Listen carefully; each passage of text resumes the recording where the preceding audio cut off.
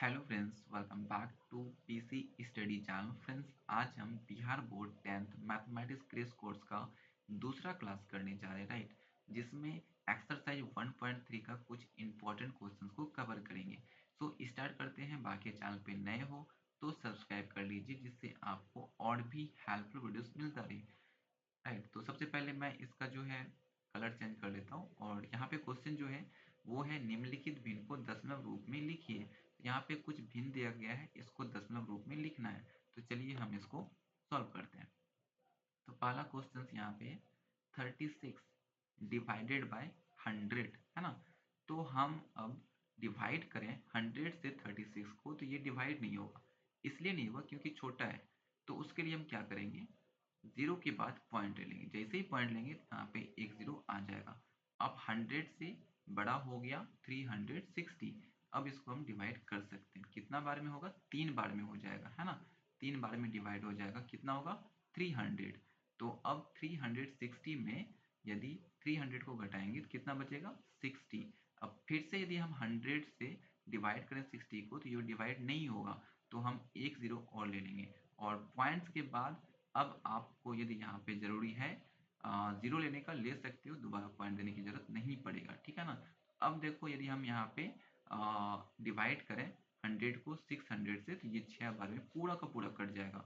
तो ये जो है आपका फाइनली आंसर आ जाएगा, है ना। नेक्स्ट यहाँ पे क्वेश्चन क्या है, इसको देखते हैं। क्वेश्चन नंबर सेकेंड क्वेश्चन है यहाँ पे 2 डिवाइडेड बाय 11 है ना। यदि 11 से 2 को डिवाइड करें तो ये डिवाइड नहीं होगा क्योंकि ये छोटा है। तो उसके लिए हम क्या करेंगे, यहाँ पे जीरो के बाद पॉइंट्स ले लेंगे। जैसे पॉइंट्स लेंगे तो यहाँ पे जो है जीरो आ जाएगा, है ना। तो अब ये एक बार में डिवाइड हो जाएगा। कितना होगा, 11 एक बार में डिवाइड होगा। तो 20 में से 11 यदि हम घटाते हैं तो यहाँ पे कितना बचेगा 9, है ना। तो अब यहाँ पे हम फिर से जो है 11 को डिवाइड करें, तो 11 से डिवाइड करें 9 को, तो ये डिवाइड नहीं होगा क्योंकि छोटा है। तो हम यहाँ पे एक जीरो ले लेंगे, है ना। तो एक जीरो लेने के बाद ये जो है 8 बार में डिवाइड होगा, है ना। 88 डिवाइड हो जाएगा, है ना। तो फिर अब यदि 90 में से 88 को घटाएं, 2 बच जाएगा। फिर से देखो 11 से यदि हम डिवाइड करते हैं, है ना, तो नहीं होगा 2 क्योंकि छोटा है। तो इसलिए हम यहाँ पे एक जीरो और ले लेंगे, ठीक है। तो फिर से यहाँ पे हम 11 कट होगा, है ना। 11 कट जाएगा यहाँ पे एक बार में, है ना। उसके बाद यहाँ पे फिर 90 आ जाएगा, है ना। तो इसी तरह से चलता रहेगा। तो इसलिए यहाँ पे 2 डिजिट तक ही आप जो है निकालो। उसके बाद नहीं भी निकालोगे तो चलेगा, है ना। तो ये आपका यहाँ मैंने 3 तक निकाल दिया है। आगे आप निकाल सकते हो, है ना, लेकिन 3 तक निकाल दिया है। बेसिकली आप 2 तक भी निकालोगे, है ना, जीरो के पॉइंट्स के बाद, है ना। पॉइंट्स के बाद यदि 2 डिजिट्स निकाल दिए तो बस ठीक है, इससे ज़्यादा ज़रूरत नहीं होता है। 2 ही काउंट होता है डिजिट दशमलव के बाद, है ना। अब नेक्स्ट यहाँ पे क्वेश्चन क्या है, question number third. Question number third यहाँ पे है 3 डिवाइडेड बाय 13, है ना। तो अब देखो 13 से यदि डिवाइड करें 3 को, डिवाइड नहीं होगा क्योंकि ये छोटा है। तो हम क्या करेंगे, यहाँ पे पॉइंट्स ले लेंगे, है ना। पॉइंट्स जीरो के बाद पॉइंट्स ले लेंगे। जैसे पॉइंट्स लेंगे यहाँ पे एक जीरो आ जाएगा। अब ये 2 बार में कट जाएगा, कितना कटेगा 26। तो 2 बार में 26 कट गया। तो हम 30 से 26 को घटा देते हैं। 30 में से 26 घटाएंगे तो कितना बचेगा 4, है ना। अब देखो 13 से यदि हम 4 को डिवाइड करें, ये डिवाइड नहीं होगा। तो फिर से हम यहाँ पे ले लेंगे जीरो, है ना। तो अब देखो ये डिवाइड हो जाएगा। तो कितने बार में होगा, 3 बार में हो जाएगा। कितना होगा 39, है ना। तो 39 यहाँ पे हम इसको कट कर देते हैं ना। 39 फिर यहाँ पे एक बच जाएगा। फिर आप जीरो लोगे, फिर आगे बढ़ते जाओगे।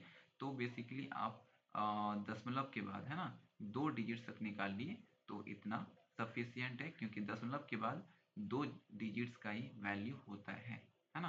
अब हम नेक्स्ट क्वेश्चन को देखते हैं। ये क्वेश्चन आपका सॉल्व हो गया, तीनों क्वेश्चन, ठीक है।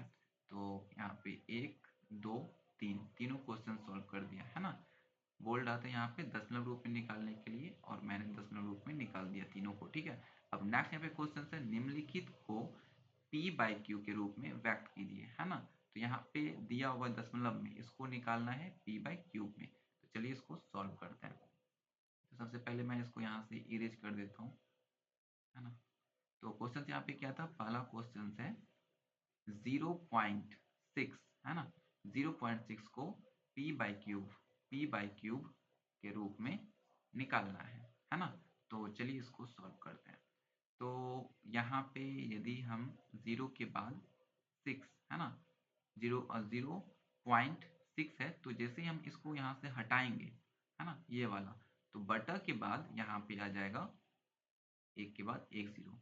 अब क्यों आया, देखो ये जो पॉइंट्स हटाओगे, पॉइंट्स के बाद जितना भी डिजिट्स होगा, यहाँ पे एक डिजिट्स है ना, तो यहाँ पे एक के बाद उतना जीरो आ जाएगा है ना। एक डिजिट था तो एक जीरो आ गया एक में है ना, एक के बाद एक जीरो आ गया, ठीक है। तो अब यहाँ पे ये रेकरिंग था, ये चीज भी ध्यान रखना है।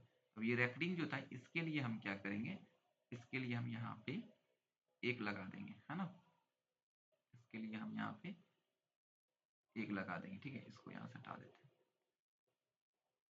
ठीक है। तो अब देखो क्या होगा, ये हो जाएगा 6 है ना ऊपर पे, और ये 10 में से एक जाएगा 9। तो इसको यदि कट करें तो यहाँ पे हो जाएगा आपका 2/3। तो ये आपका आ गया p/क्यूब में है ना, p/क्यूब के रूप में ये आ गया है आपका है ना। तो यही आपका आंसर हो जाएगा, ठीक है ना। बेसिकली आप यहाँ पे क्या करते, यदि मान लो कि 0.6 रहता तो आप इसको हटाते और यहाँ पे एक के बाद एक जीरो दे देते, इस तरह से होता। लेकिन यहाँ पे रैकरिंग जो था, इसलिए यहाँ पे एक माइनस हो जाएगा, ये चीज ध्यान रखना आपको, ठीक है। अब नेक्स्ट क्वेश्चन यहाँ पे है, इसको देखते हैं। ये क्वेश्चन है ना 2 नंबर का।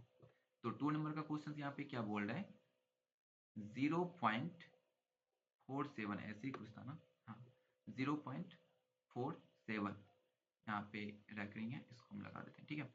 तो अब देखो यहाँ पे क्या है, यदि मानो कि ऐसे होता 0.47 होता, आप क्या करते, ये पॉइंट्स को हटाते है ना, और एक के बाद यहाँ पे देखो पॉइंट्स के बाद कितना है डिजिट्स है, एक और दो, तो यहाँ पे दो जीरो दे देते।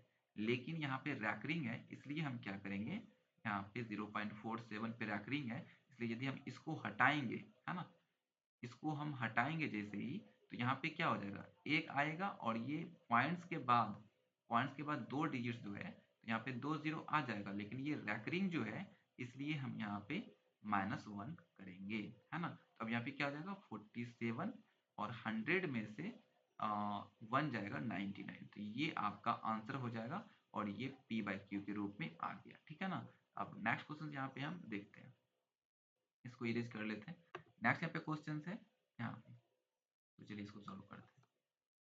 क्वेश्चन नंबर 3, 0.001 है ना, तीनों पे रैपिंग है, ठीक है। तो अब देखो यहाँ पे क्या हो जाएगा, यदि मानो कि इस तरह से होता है ना, इस तरह से आप क्या करते, इसको हटा देते और यहाँ पे एक लिख के बटर बटर लिख के एक लिखते, और जितना डिजिट्स होता उतना जीरो दे देते। यहाँ पे 3 डिजिट्स है, 3 जीरो हम देंगे है ना।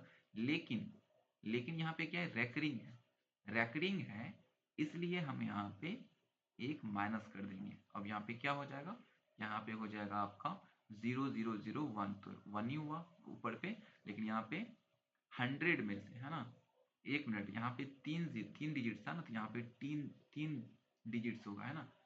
तो अब यहाँ पे क्या होगा, 1000 में से 1 कटेगा, तो 999, ये आपका आंसर हो जाएगा है ना।